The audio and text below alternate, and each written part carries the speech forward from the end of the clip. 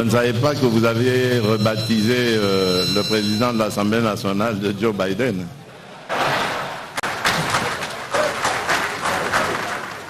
Monsieur le Président de l'Assemblée nationale, Monsieur le Président du Sénat, Monsieur le Premier ministre, honorables députés, Mesdames et Messieurs, je tiens à vous remercier pour avoir répondu nombreux à mon invitation.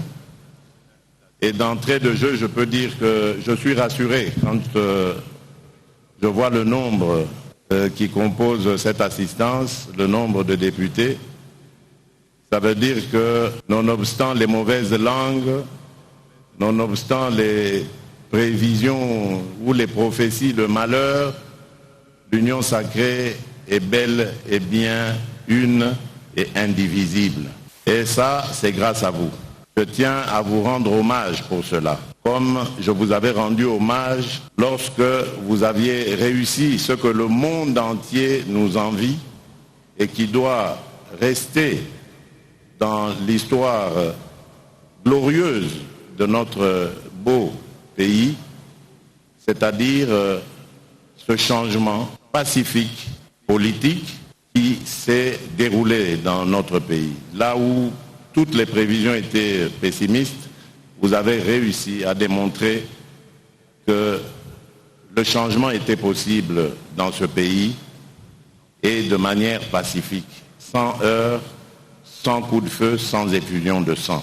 Ça, c'était le plus important. Je vous le dois et encore une fois, je vous réitère mes félicitations. Maintenant, le plus dur reste à faire. Et c'est pour ça que je vous ai appelé. Je vous ai invité. Parce que, souvenez-vous, le 6 décembre, oui, je pense que c'était le 6 décembre de 2020, ou le 10, je ne sais plus mon discours, c'était le 6, hein, merci. J'avais lancé un appel au peuple congolais pour dire maintenant le travail commence. Évidemment, il fallait tout mettre en branle de manière constitutionnelle et de sorte que l'équipe qui allait démarrer, l'équipe de l'Union sacrée qui allait démarrer dans ce travail qui est programmé, soit dans les meilleures conditions possibles et ne souffre d'aucune contestation sur le plan juridique. C'est fait aujourd'hui et nous pouvons dire avec joie que Kisalu ekoki kobanda, Mosala ekoki kobanda, Kazi ekoki kobanda, quoi encore j'oublie comme langue là, Mujimu ekoki kobanda. Voilà. Donc, je compte sur chacune et chacun de vous pour que ce que nous avons promis à notre peuple, nous puissions le leur donner. Faisons très attention, car ce même peuple qui nous a acclamé hier, ce peuple peut nous descendre vite fait et bien fait demain, à cause de nos propres turpitudes. Et je dois vous dire que c'est vrai que je suis de nature serein, mais j'étais quand même un petit peu irrité par ce qui se passait, parce que nous étions occupés à souiller cet acte glorieux que nous venions d'accomplir quelques mois plus tôt. Mais Dieu merci, vous vous êtes repris. Ce sont des incidents de parcours, on ne peut pas rester dessus. Mais maintenant, je voudrais envisager avec vous l'avenir. Et l'avenir, c'est déjà demain, avec l'investiture du gouvernement. J'ai ouï dire qu'il y avait certains mécontentements que je peux comprendre. Mais mécontentement vis-à-vis de la composition du gouvernement, bien sûr. Mais dites-vous bien qu'à l'absolu, quoi qu'on fasse, tout le monde ne pouvait pas se retrouver dans ce gouvernement.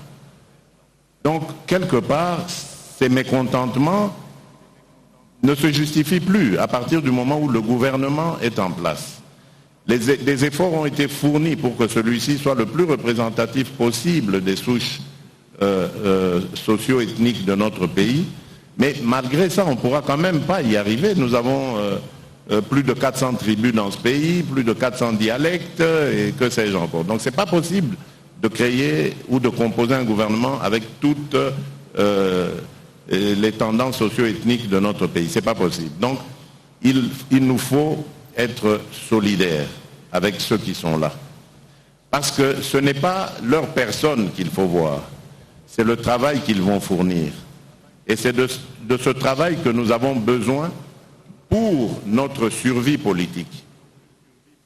Je suis convaincu que tous ici, vous caressez le rêve d'être réélus, de revenir après 2023 au Parlement ou au gouvernement ou que sais-je, ou même à la présidence, qui sait.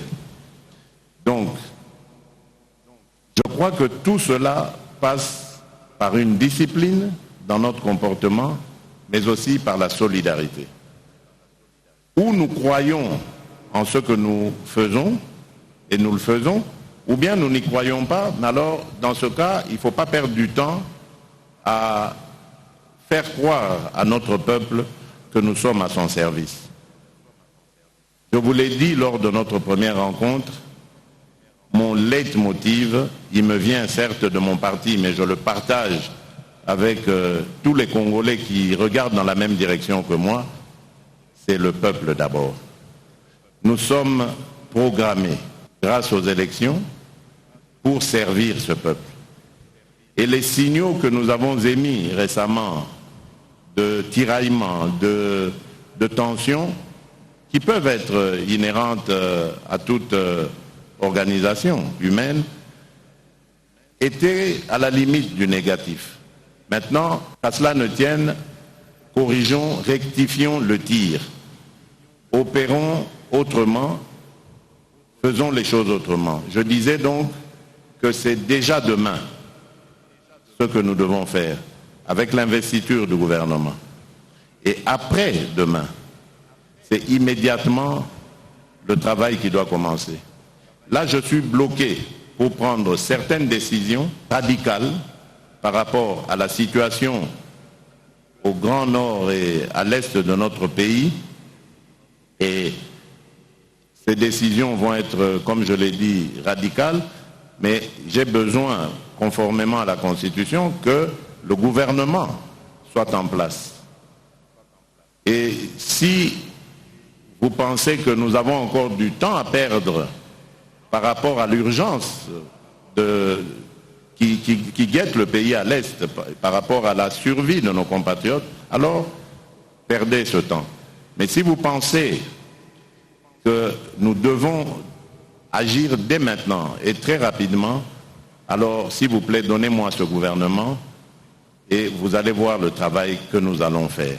Par là, je veux vous dire que la priorité des priorités, c'est la guerre, les violences, les meurtres de nos compatriotes à l'est du pays et dans le Grand Nord. Nous devons tous, comme un seul homme, nous dresser contre ça. C'est pour ça que je vous tire vraiment mon chapeau lorsque vous vous êtes accaparé de ce problème au niveau du Parlement, de l'Assemblée nationale, que vous allez très bientôt mettre en place une commission qui va accompagner mon action, je dirais, dans cette lutte contre cet ennemi invisible, mais à la fois visible, parce qu'on sait d'une certaine manière d'où vient cette hostilité. Donc mettons-nous ensemble et nous réussirons ce pari. Moi je crois qu'il est possible. Ça, c'est la priorité des priorités. L'autre, évidemment, c'est l'amélioration des conditions de vie de nos concitoyens.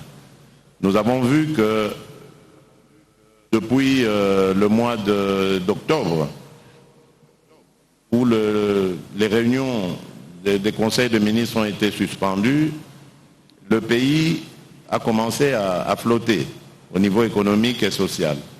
Nous avons eu un certain nombre de problèmes Heureusement quand même que le gouvernement sortant était là, mais n'empêche, on sent que le manque d'un gouvernement investi des pouvoirs parlementaires, mais surtout de la confiance du peuple, a eu un impact immédiat sur notre économie.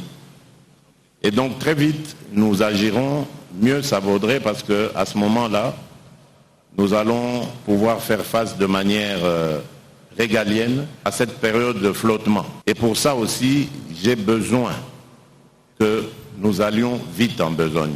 Ce sont là les grands axes sur lesquels nous devons très vite embrayer si nous ne voulons pas récolter la colère de notre peuple, mais surtout si nous ne voulons pas que notre pays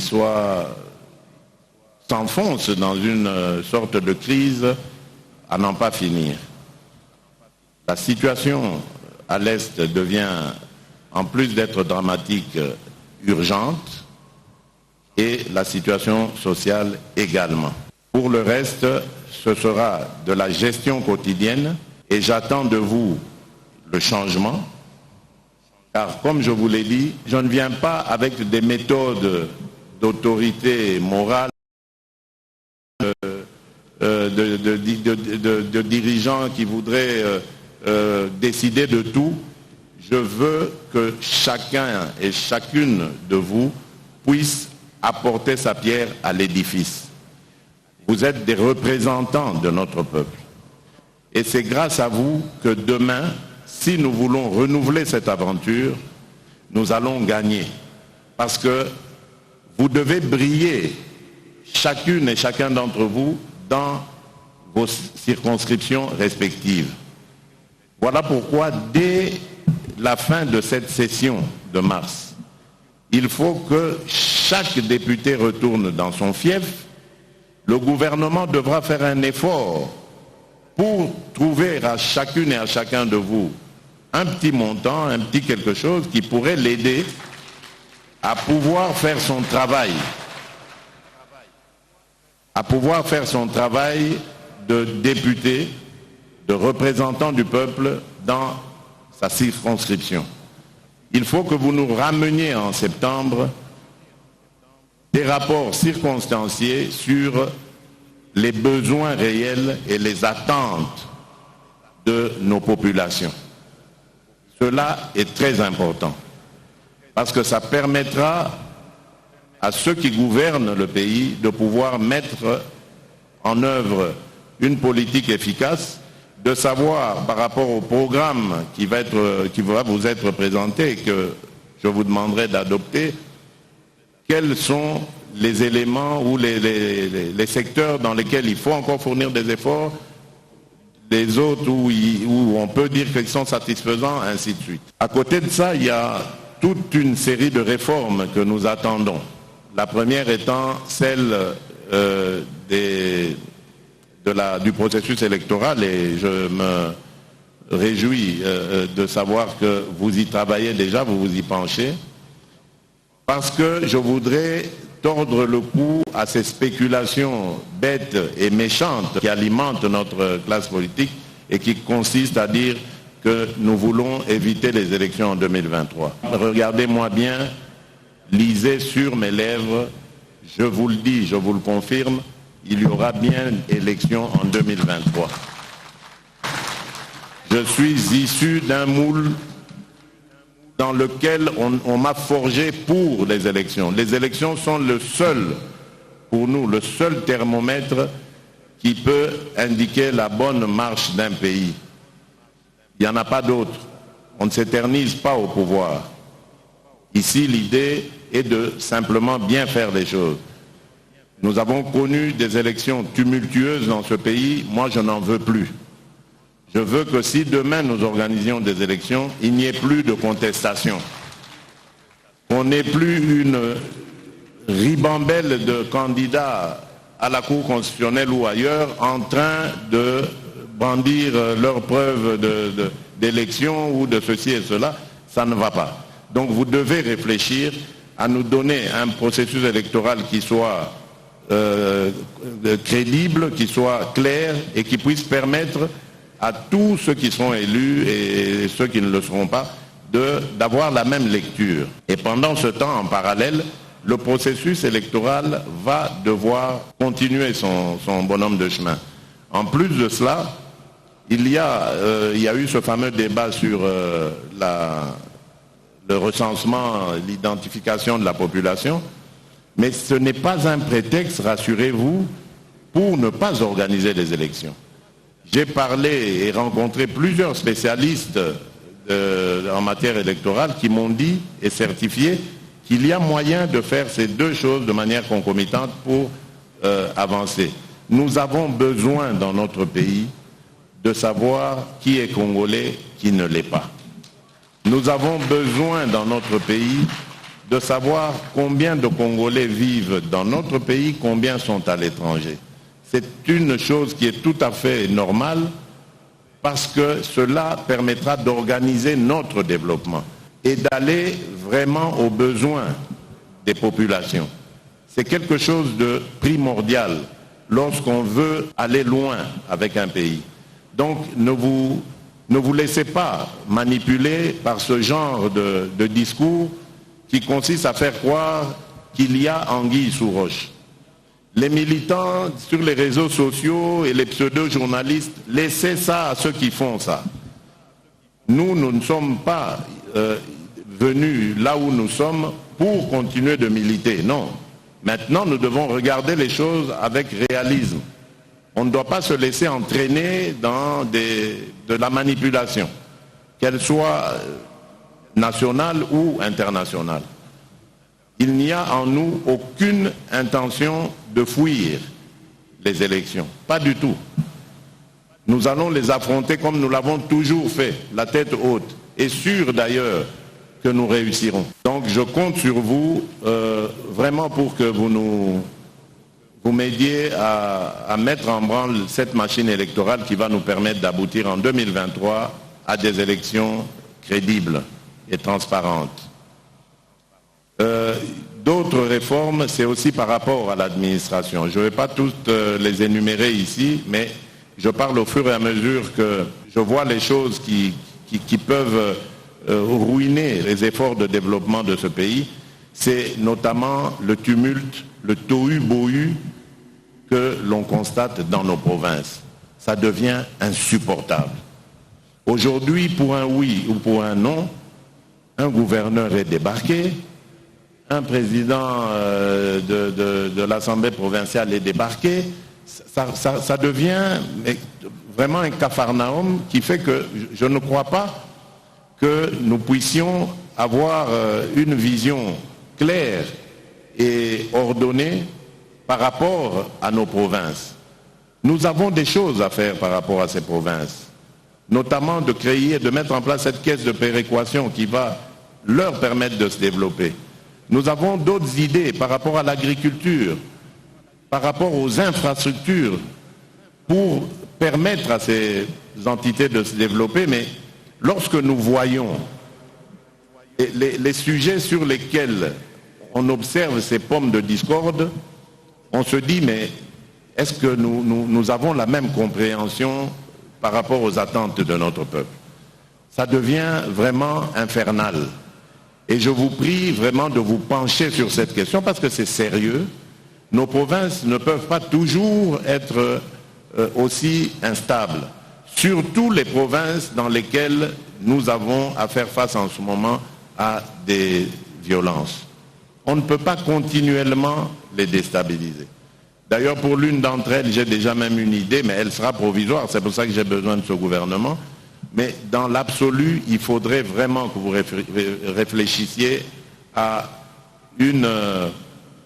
un mécanisme qui ferait que nos provinces vont demeurer stables, complètement stables. Il y a également une autre réforme qui me tient particulièrement à cœur, c'est celle des nationalités. Non pas que j'ai une autre nationalité, mais j'ai vécu longtemps à l'étranger, je connais ce problème.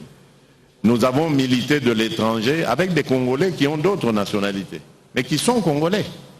et qui se battent pour le Congo de la même manière que ceux qui sont au pays, qui aiment le Congo et qui investissent de leur temps et de leur argent pour ce pays. Et je trouve que c'est injuste de continuellement comme ça les tenir à l'écart.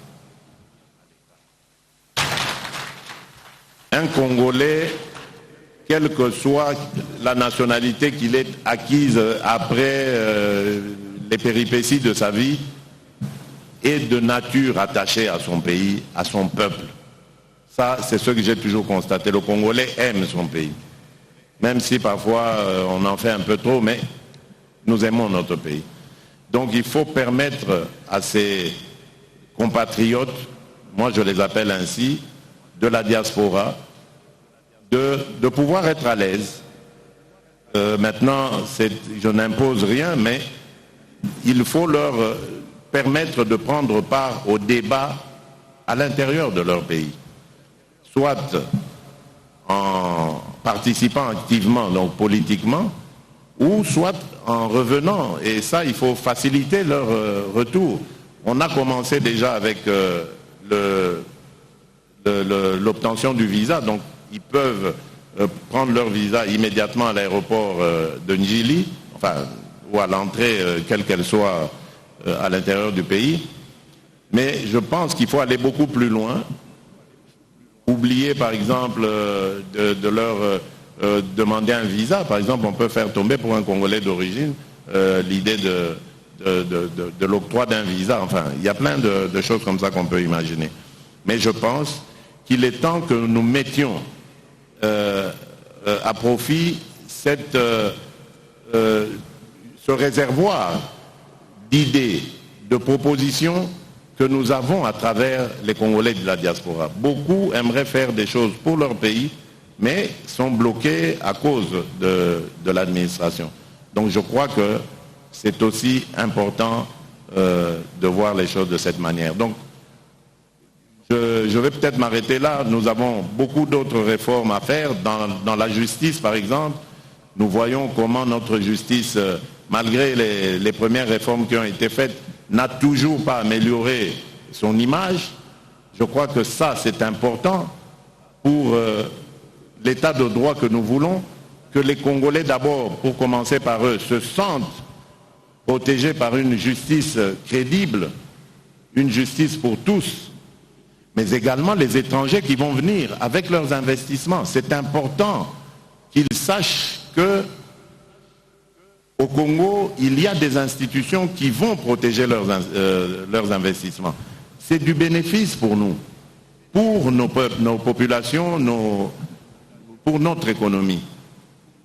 Et donc, avec la justice, nous pourrons combattre les antivaleurs.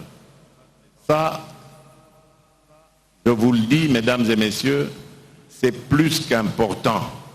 Nous devons dès maintenant mettre vraiment un focus sur la lutte contre la corruption, contre l'impunité, contre le blanchiment d'argent et bien d'autres choses qui sont à la base de nos difficultés. Le Congo est un pays riche, mes chers amis. Nous pouvons faire des miracles, vraiment des miracles dans les années qui viennent. Il ne faut pas attendre des générations, comme parfois je l'entends à Congo et au Bongalelo, tout c'est faux.